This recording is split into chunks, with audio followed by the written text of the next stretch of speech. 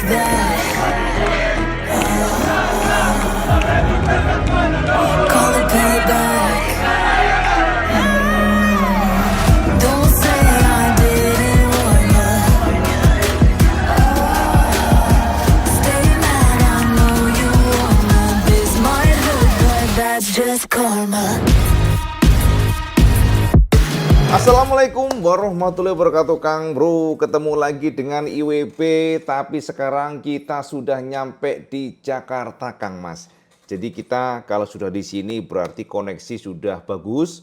Dan kemarin sama tahu sendiri bagaimana IWP cukup kesulitan untuk upload video di Palopo. Tapi memang Palopo luar biasa. Matur nuwun teman-teman dari Palopo yang jos gandos semuanya. Sambutannya luar biasa. Makanannya sih jelas enak-enak tenan Cak. Nah teman-teman semuanya, pada malam ini kita kembali akan membahas MotoGP. Sebab juga ada beberapa ya kritikan, ya bukan kritikan sih, kadang-kadang kalau sampean komen tuh ngeri-ngeri Cak. IWP bacanya tuh kayak ngelus dada Kang Mas, lihat nih kayak seperti ini ya. Jadi IWP juga akan mencoba untuk ya menjawab komen sampean yang mungkin perlu IWP jawab. Jadi biar clear dan nggak ada rahasia di antara kita. Ya, bener nggak Kang Mas? Nah, oke Kang Mas. Jadi, teman-teman semuanya, IWP ingin nge-share sebuah informasi yang super hot, di mana ternyata The Doctor atau Valentino Rossi, sang legend, akhirnya buka suara tentang keputusan Ducati menarik Valentino Rossi. Ternyata Rossi menyatakan bahwa dari pandangannya, apa yang dilakukan oleh Ducati ini rada tidak bisa diterima. Itu ya Cak yang bisa kita tekankan di sini. Dan Rossi sepertinya cukup kecewa dengan keputusan dari Ducati. Jadi teman-teman sampai semuanya tahu ya bahwa Marc Marquez memang menghancurkan semuanya Cak. Dikatakan Marquez ini membuat seluruh line up dari MotoGP pun ya mayoritas ya kita katakan yang top-top levelnya itu berubah total gara-gara Marquez. Bahkan Rossi pun tidak menyangka. Sekali lagi Valentino Rossi akhirnya terbuka secara gamblang ya di depan media, di depan publik. Dia menyatakan bahwa Valentino tidak pernah menyangka Ducati memilih Marquez dan Marquez tidak pernah disangka akan menjadi tandem Pecco. Ini digarisbawahi oleh Rossi yang artinya ada rasa tidak nyaman. Memang betul Cak, Valentino Rossi menyatakan bahwa yang dilakukan oleh Ducati membuat Pecco tidak nyaman. Membuat Pecco merasa bahwa yang dilakukan Ducati adalah sepertinya ya seperti mengadu domba. Seperti ingin bagaimana kedua jagoan ini salah satunya ya kita tahu seorang Pecco yang sudah kita katakan the best of the best di Ducati. Kok masih kurang puas. Itu Cak yang kita tangkap dan inilah yang kita akan share ke sampean semuanya. Kenapa dan what happened now dengan Valentino. Apa yang dikatakan oleh Rossi yang ternyata Rossi secara jelas menyatakan kecewa dengan keputusan Ducati walaupun tidak yang frontal tapi tersirat Cak. Dan kita bisa dapatkan konfirmasi Valentino Rossi ini di mana Rossi kecewa atas keputusan Ducati yang menarik Marquez ke tim Factory. Ini dikatakan Rossi karena kita tahu sendiri bahwa anak buah Rossi dan anak didik Rossi Pecco akan ya kita katakan mendapatkan lawan tangguh. Dan Rossi juga menggarisbawahi bahwa Marquez bukanlah tandem atau partner yang membuat nyaman. Marquez adalah orang yang dikatakan berbahaya dari kacamata Rossi. Dan itu dikatakan Valentino yang belak-belakan memberikan penegasan lewat media. Dan inilah yang dikatakan Valentino Rossi yang kita terjemahkan dari MotoGP. Berikut kata Rossi Cak yang menggarisbawahi tentang bergabungnya Marquez dan itu akan membuat Pecco tidak nyaman. Dan inilah kata Valentino Rossi. Kedatangan Marc Marquez menjadi kejutan bagi semua orang, termasuk bagiku dan juga Pecco, tapi terutama juga bagi Jorge Martin. Pasti akan sangat sulit bagi Pecco, karena dia akan memiliki rekan setim yang sangat tidak nyaman. Tapi aku rasa dia punya semua yang dibutuhkan untuk menghadapinya. Secara jurnalistik, aku tahu ini adalah topik yang menarik, tetapi Pecco tidak membutuhkan Marquez di timnya untuk membuktikan diri sebagai yang terkuat. Seorang rider yang telah memenangkan 3 gelar juara dunia, 2 di antaranya secara beruntun di MotoGP bersama Ducati, jelas dia tidak membutuhkannya. Itu kata Rossi Cak, betul-betul ditekankan di sini bahwa Pecco tidak membutuhkan Marquez. Dan teman-teman, ini adalah pernyataan yang sebenarnya tidak mengejutkan Cak ya. Karena kita tahu sendiri bagaimana Valentino Rossi hingga detik ini pun tidak bisa memaafkan Marquez. Rossi secara terbuka beberapa bulan yang lalu menyatakan bahwa dia tidak akan berubah dari opininya bahwa Marquez adalah seorang pecundang, Marquez adalah seorang penghancur, Marquez adalah orang yang licik yang berusaha untuk mencegahnya meraih juara dunianya di tahun 2015. Dia bekerja sama dengan Lorenzo dan itu tidak berubah. Dan teman-teman, sama tahu nggak? Ternyata di Ducati pun secara gamblang menyatakan bos Ducati bahwa kondisi Ducati juga tidak mudah Cak untuk memilih Marquez. Karena ternyata bos Ducati secara terang-terangan juga menyatakan bahwa yang dihadapi oleh Ducati tidak hanya dari luar negeri, tapi justru yang terkuat, justru yang paling membuat mereka berpikir ternyata publik Italia tidak menyukai Marquez. Itu dikatakan secara gamblang oleh Big Boss Ducati dan kita tentu penasaran Cak, apa yang dikatakan oleh bos Ducati ini. Biarlah kita share ke samping semuanya bahwa ternyata bos Ducati akhirnya mengakui bahwa Marquez memang merusak semuanya. Setelah sampean tahu sendiri ya, Pramac meninggalkan Ducati itu juga nggak lepas dari ketidakpuasan Pramac terhadap keputusan Ducati yang memilih Marquez, Cak. Ibaratnya ini Marquez kan pembalap tua, Cak. Wes tua, Kang Mas. Kenapa dipilih? Padahal filosofi pertama Ducati dan juga Pramac adalah mencari pembalap muda untuk digembleng ke MotoGP dan seharusnya Martin lah yang akan menjadi tandem dari Pecco, bukan Marquez. Itu kenapa ya Pramac akhirnya juga sangat kesal. Tapi tidak hanya itu, Cak. Pramac juga menyadari bahwa sepertinya Ducati tidak menyukai kondisi Pramac yang sekarang ini high level. Pramac sekarang dianggap ancaman oleh Ducati karena juga bos dari Pramac pun sangat kecewa pada saat bagaimana kemarin Enea Bastian ini menyalip Martin dan justru di pit Ducati bersorak-sorak gembira. Itu adalah salah satu fakta, salah satu juga alasan kenapa Pramac Ducati tidak menyukai dan ya bukan tidak menyukai sih, kesal lah bahasanya Cak. Jadi merasa nggak nyaman, apalagi ditambah Marquez yang justru dipilih bukan Jorge Martin, sehingga pada akhirnya Gino Bursi yang memberikan penekanan ya berdasarkan instruksi dari bosnya, owner dari Pramac, mereka pun meninggalkan Ducati dan gabung ke Yamaha. Nah, berikut kata bos dari Ducati yang mengakui bahwa Marquez memecah belah semuanya, Marquez menghancurkan semuanya, bahkan di Italia pun publik sangat tidak menyukai pilihan yang dilakukan oleh Ducati. Berikut kata bos dari tim Bologna ya, yang kita terjemahkan dari MotoGP, yakni Claudio Domenicali. Berikut kata Claudio. Memang pilihan kami kepada Marquez memecah belah semuanya.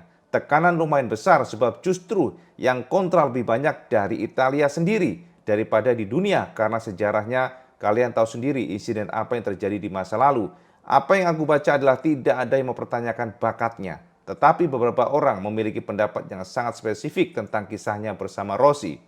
Jadi itu adalah keputusan yang sangat sulit bagi kami karena kami sangat mencintai Martin. Pada akhirnya adalah Mark atau Jorge yang sudah lama bersama kami dan sangat kuat, yang pasti pilihan sudah kami lakukan di luar berbagai dampak yang timbul setelah itu. Sekarang biarlah waktu yang akan membuktikan apakah keputusan ini tepat atau tidak. Itu kata Claudio Domenicali. Jadi memang gila Mas ya. Marquez ini ngacak-ngacak semuanya. Marquez ini dianggap memang menjadi pemecah belah internal Ducati. Pramac meninggalkan Ducati, Enea Bastian ini meninggalkan Ducati, Jorge Martin meninggalkan Ducati. Itu adalah salah satu penekanan bahwa Marquez adalah sang pembawa bencana, Cak. Kira-kira demikian Kang Mas. Nah, teman-teman, berkaitan dengan Marquez, kita juga mendapatkan konfirmasi dari Dani Pedrosa. Ini menarik sekali, Cak ya. Kenapa? Pedrosa menyoroti gaya Marquez di Ducati yang memang sepertinya tidak akan membuat dia nyaman. Marquez dikatakan sepertinya tidak bisa mengoptimalkan skillnya.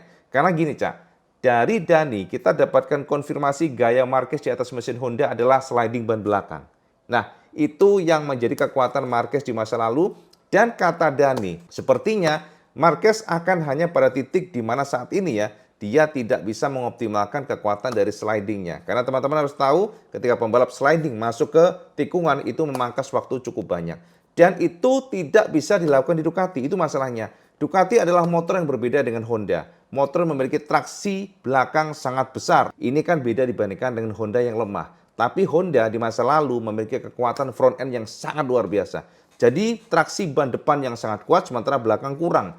Itu ternyata menjadi kekuatan Marquez di masa lalu dan sebutannya skidding, Cak ya. Jadi skidding itu kayak slide begitu. Sepertinya Marquez tidak akan bisa mengoptimalkan sebab Ducati tidak bisa dibuat sliding, Cak. Itu intinya Ducati kuat bagian retraction-nya Sehingga sepertinya di masa depan dia akan kesulitan. Itu kata Dani. Dan pertanyaannya apakah prediksi Dani Pedrosa ini akan terbukti? Tentu semuanya harus dibuktikan di masa depan, Cak. Nah, nextnya adalah apa, Cak? Nah, teman-teman semuanya banyak yang menanyakan juga nih kemarin. Cak IWB, kok ada channel sebelah? IWB nggak tahu channel yang mana juga, IWB nggak ngerti ya. Soalnya komen sampaian adalah katanya Repsol akan hengkang dari Honda tahun depan dan akan gabung bersama Ducati. IWB nggak tahu channel mana yang menyuarakan itu, tapi dari komentar-komentar sampean semuanya meminta IWB untuk bahas itu. Nah, ini menarik, Cak. Jadi teman-teman IWB ingin memberikan gambaran ke sampean semuanya biar sampean tercerahkan, Cak. Nah, begini Kang Mas. Yang pertama adalah tentang Repsol. Sama tahu sendiri ya, Repsol Honda ini sudah 30 tahun bersama Honda. Makanya kita selalu menyebutnya Repsol Honda. Sudah seperti brand, Cak. Bukan lagi kayak terpisah-pisah, tapi Repsol itu identik dengan Honda. Karena kita tahu bagaimana kesuksesan Honda bersama dengan Repsol, dan Repsol juga sangat sukses bersama Honda. Di masa lalu Honda adalah mesin idola, role model bagi semua kelas premier. Sama tahu bagaimana NSR 500, sama tahu bagaimana RCV generasi awal, sama tahu bahwa motor ini menguasai bertahun-tahun ya, menguasai balap premier ya di MotoGP juga, walaupun kita katakan setelah Marquez cedera di 2020, setelah itu Honda 4 tahun benar-benar kesulitan, suffering. Nah, ternyata Cak, Repsol sepertinya kecewa dengan performa Honda. Namun tentu saja mereka nggak mengatakan itu, Cak. Sebab secara etika tentu itu nggak proper, ya kan? Jadi informasi kita dapatkan ya dari official Repsol sendiri, kenapa mereka nggak memperpanjang bersama Honda tahun depan? Mereka ingin mengubah bisnisnya, orientasi bisnisnya tidak ke oli. Jadi yang kita dapatkan mereka akan mengkonversi ke energi, yang kita sendiri juga masih belum gamblang ya energinya apa. Tapi yang jelas gini Kang Mas, kalau sampean bertanya atau sampean percaya dengan pernyataan bahwa Repsol akan hengkang ke Honda dan mengikuti Marc Marquez, ini tidak logis, Cak. Kenapa? Sampean harus tahu, Cak. Selama ini dan sangat-sangat kuat sekali Ducati itu identik dengan Shell. Sekali lagi sampean harus tahu, Ducati identik dengan Shell. Jadi baik oli-olinya semuanya menggunakan Shell. Ini sudah menjadi semacam core ya, core bisnis yang terpatri selama bertahun-tahun dari awal hingga sekarang pun Ducati tidak pernah menggunakan oli lain. Jadi walaupun ya, sorry itu saya ya teman-teman, ya IWP nggak akan belak-belakan yang frontal, tapi jujur ya, kalau sampean lihat ada oli tertempel di sebuah motor itu belum tentu digunakan oleh mereka untuk di MotoGP race. Jadi itu yang ingin ditekankan ke sampean semuanya. Jadi supaya sampean tahu nih, jangan sampai terkecoh dengan iklan Kang Mas. Nah, ini adalah penekanan yang IWB ingin berikan ke sampean, semacam pencerahan lah. Bahwa artinya apa? Artinya begini, Cak. Tidak mungkin Repsol akan ke Ducati mengikuti Marc Marquez karena di sana ada Shell. Tidak mungkin, impossible, 100%, mungkin 1000%, itu tidak mungkin. Jadi artinya sampean harus menggali dulu lebih dalam nih channel dapat dari mana Kang Mas. Kalau Marc Marquez akan diikuti oleh Repsol dan akan gabung ke Ducati, itu sampean harus gali dengan dalam. Sebab kenapa? Shell sekali lagi sangat kuat sinerginya dengan Ducati dan tidak mungkin hingga detik ini ya, tidak mungkin tersingkirkan. Itu aja. Jadi kalau sampean mendapatkan rumor demikian, monggo sampean tampung saja, nggak usah sampean masukin hati, sebab IWB katakan itu adalah sebuah rumor yang tak beralasan, rumor yang nggak make sense. Ini seperti sama, Cak, seperti rumor di mana Marquez katanya nanti Red Bull akan mengikuti dengan Ducati. Ya, kalau ini memang akan ada semacam penggodokan, possibility sebenarnya masih ada kalau demikian itu, tapi sangat kecil. Karena kenapa? Kita tahu sendiri Monster Energy memiliki kerjasama dengan Ducati, tapi dengan porsi yang memang nggak besar, Cak. Monster ini kan tidak sebesar Shell, kalau kita katakan demikian. Karena Shell ini adalah engine, kaitannya dengan performa. Jadi sangat sulit bagi Ducati untuk lepas dari sana, mengingat development engine-nya, pengembangan bertahun-tahun, bahkan puluhan tahun itu bersama Shell. Jadi bekerjasama bersinergi. Nah, kalau yang namanya minuman energi kan bisa saja berubah. Tapi teman-teman ingat, sejauh ini, detik ini IWB juga katakan bahwa rumor tentang itu sangat lemah. Sekali lagi sangat lemah. Jadi tetap saja nantinya Monster akan bersama Ducati Factory, yang artinya Marquez suka nggak suka harus melepas Red Bull. Nah, sekarang begini, Cak, kalau pertanyaannya, mungkinkah Marquez membawa sponsor-sponsornya? Kalau nggak mungkin, gimana dong Cak IWB statusnya? Nah, gini Cak, Marquez kan sudah ngomong kemarin bahwa ketika dia akan ke factory team semuanya bisa diomongin. Dan IWB sebenarnya ya cukup curiga Marquez sudah memberikan penekanan kepada sponsor pribadinya bahwa dia akan menyudahi kerjasama jika memang gabung bersama Ducati, kecuali ada ya semacam negosiasi-negosiasi yang sangat khusus, tapi WB cukup lemah sih, cukup cukup pesimis sih itu terjadi. Jadi sepertinya akan sangat sulit bagi Marquez membawa sponsor pribadinya gabung ke tim factory. Itu pun nggak masalah Cak. Wong Marquez sugih Kang Mas, Marquez itu sugih Cak. Marquez digaji aja sekiprit ke Ducati factory dia mau. Tapi ya sama tahu sendiri bahwa Marquez sekarang ambisinya bukanlah kemana-mana Cak, tapi dia ingin mengalahkan Valentino Rossi. Itu yang kita dapatkan. Marquez ambisinya adalah mengalahkan rekor Valentino Rossi. Dan saat ini yang paling logis adalah bersama Ducati. Bersama Ducati. Bahkan teman-teman yang terbaru, paling fresh, kita dapatkan sekarang ini Marquez belum ke Ducati. Sama tahu sendiri ya, Marquez 2025, 2026, 2 tahun langsung diikat Ducati Factory. Tapi belum ke sana pun, kita dapatkan konfirmasi dari Marquez bahwa dia ingin memperpanjang dengan Ducati lagi. Jadi seandainya nanti 2026 selesai habis, dia ingin tetap bersama Ducati hingga 2027. Nah, ini menarik ya. Kita juga belum tahu seperti apa. Toh juga 2027 akan ada peraturan baru di mana MotoGP mesin akan menggunakan 850 cc. Artinya, ingat Cak, jangan remehkan pabrikan Jepang. IWB selalu tekankan itu. Sekarang mungkin masanya adalah pabrikan Eropa. Ducati, KTM, ya Aprilia. Tapi kita tidak boleh remehkan pabrikan Jepang. Di masa lalu Jepang juga seperti ini. Di masa sebelum dulu kan yang menguasai MotoGP kan pabrikan Eropa Cak, di tahun 60-an. Tapi Jepang masuk, kemudian ada improvement, ada pengembangan, gebrakan-gebrakan, dan pada akhirnya menguasai adalah pabrikan Jepang. Nah, di masa depan dengan engine 850 cc, IWB sudah pernah bahas sama semuanya, ini akan menguntungkan Yamaha dengan engine inline 4-nya, tapi juga kita cukup curiga Honda ini diam-diam mengembangkan atau fokus kepada engine yang 2027, ya ini 850 cc. Jadi kalau sekarang ini masih suffering, dan teman-teman harus tahu ya, ternyata kita dapatkan konfirmasi dari Joan Mir bahwa Honda ini sepertinya kurang serius untuk mencoba attacking di 1000 cc.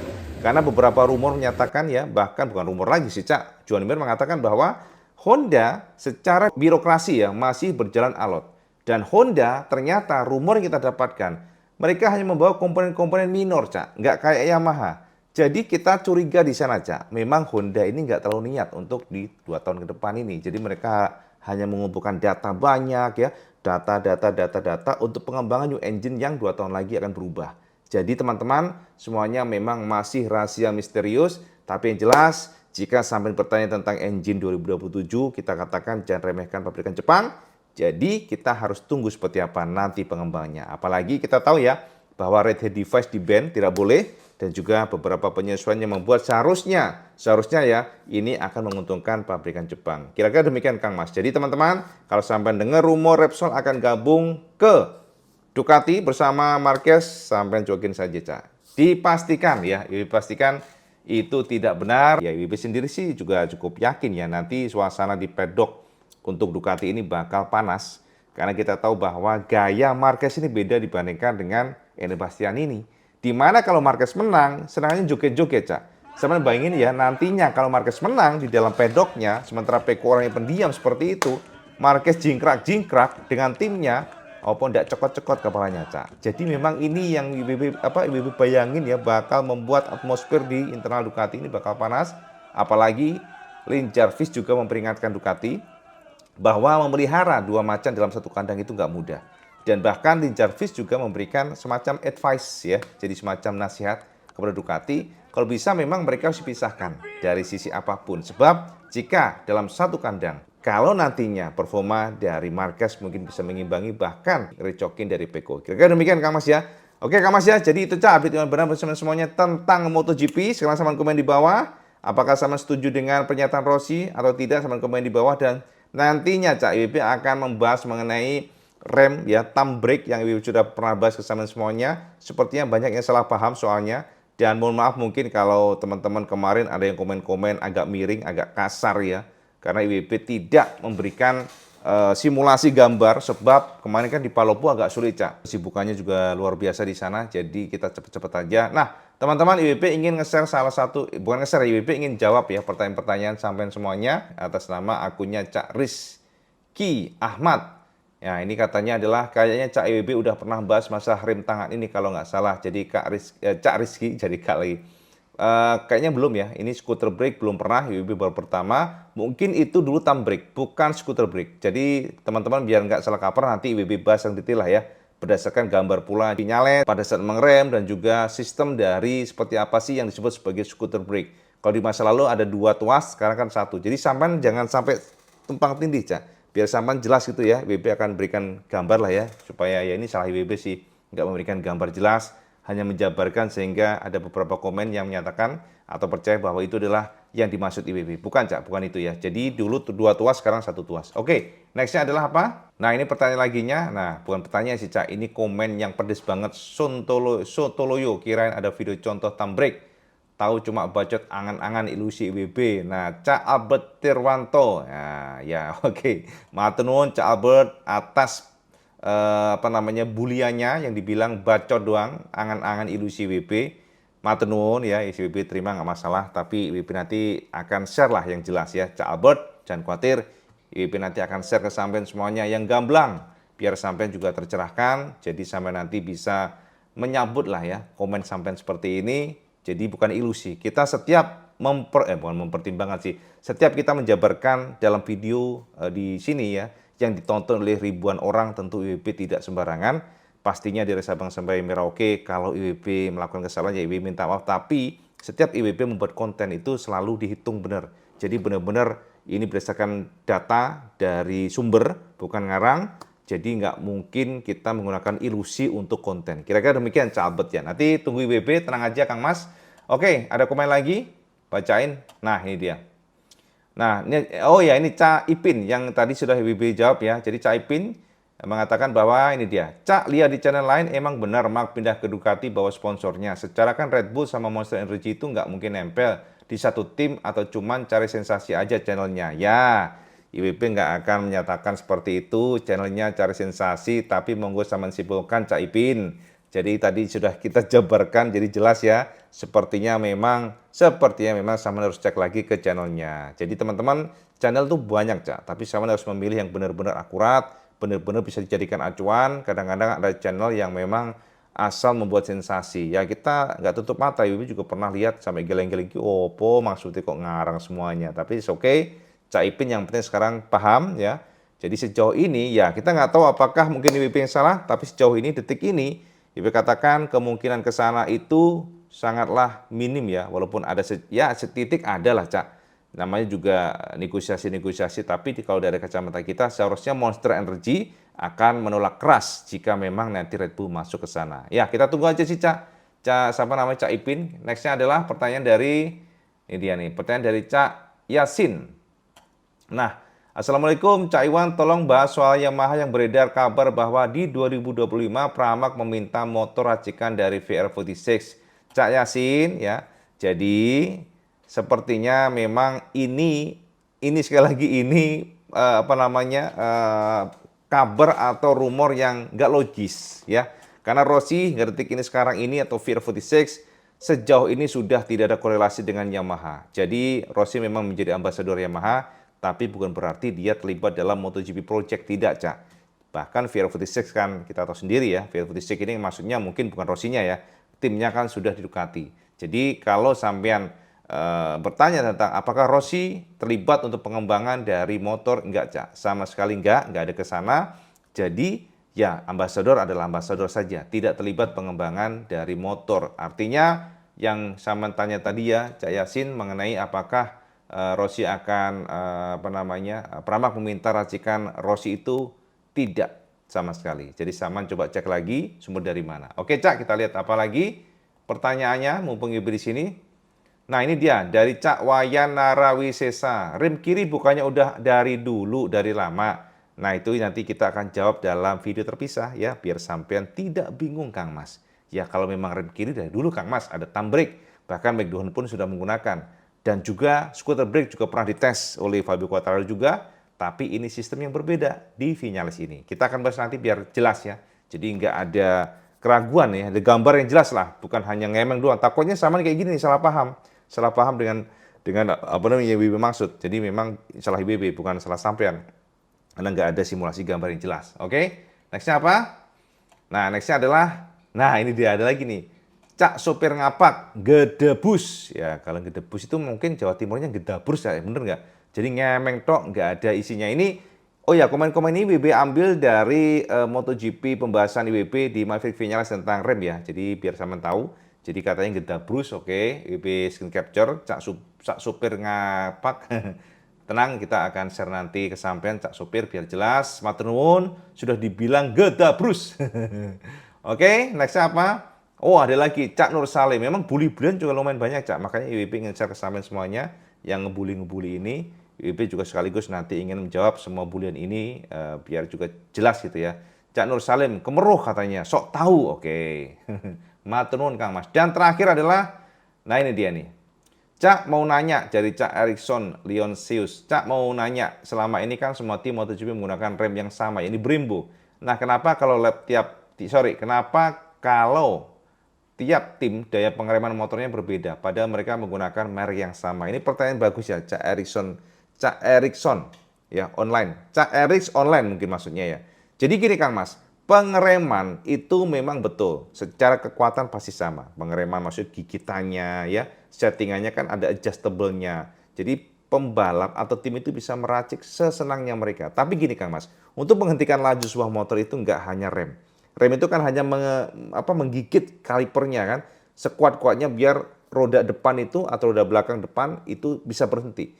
Tapi untuk membuat stability motor saat mengerem itu dibutuhkan banyak poin, Cak. Termasuk dari sasisnya, suspensinya, ya, karakter motornya, sampai ngomong susah nih, karakter motornya. Jadi nggak bisa serta-merta kalau remnya kuat, yang satu yang mungkin stabil, satunya goyang dompet juga bisa. Itu semuanya tergantung dari karakter motornya, aeronya sekarang, lihat nih. Jadi aero juga berpengaruh. Bagaimana aero akan membantu stability. Jadi nggak bisa pembalap atau tim itu menyeting sekuat-kuatnya rem, tapi kalau dari sasisnya, suspensinya, aeronya tidak mendukung, ya nggak akan bisa sekuat yang pertama, yang satunya. Mungkin contohnya demikian. Jadi kaliper itu kan digigit Cak, secara kuat. Namun sekali lagi butuh support dari suspensinya yang handal, settingan dari sasisnya, karakter sasisnya, framenya, aeronya, semuanya lah Cak. Jadi inilah yang membedakan kenapa Ducati ataupun Aprilia memiliki hard braking yang sangat kuat, atau mungkin KTM juga sama. Tapi kenapa di motor lainnya mungkin untuk Honda atau mungkin untuk Yamaha itu kurang? Ya bisa saja mungkin ketika di hard braking keras ada chattering atau getar itu juga berpengaruh. Jadi semuanya semuanya itu terkoneksi Cak. Jadi nggak bisa kita parsial komponen itu dianggap ini jago sama, kenapa kok outputnya harusnya sama dong, nggak juga. Semuanya saling bersinergi ya. Jadi nggak bisa parsial-parsial. Itu tadi ya, komponen-komponennya berhubungan semuanya. Seperti yang sudah Ibu sebutkan tadi, semuanya berkaitan Cak. Ya, oke Kang Mas ya, udah panjang. Jadi kita aja Cak, update kebenaran bersama semuanya. Next IWB akan bahas tentang bagaimana rem Vinales ya, rem yang scooter brake ini seperti apa, kita bedah nanti teknologinya. Bentuknya kayak apa dan bagaimana kinerjanya, sistemnya kita akan bedah dan biar sampai tercerahkan itu Cak. Ya, itu aja update kebenaran bersama semuanya. Dan seperti biasa, kalau teman suka video ini, teman like, share, dan subscribe. Ojo lagi Cak, sampai sholat 5 waktu karena itu yang paling penting. Assalamualaikum warahmatullahi wabarakatuh. Salam segandos.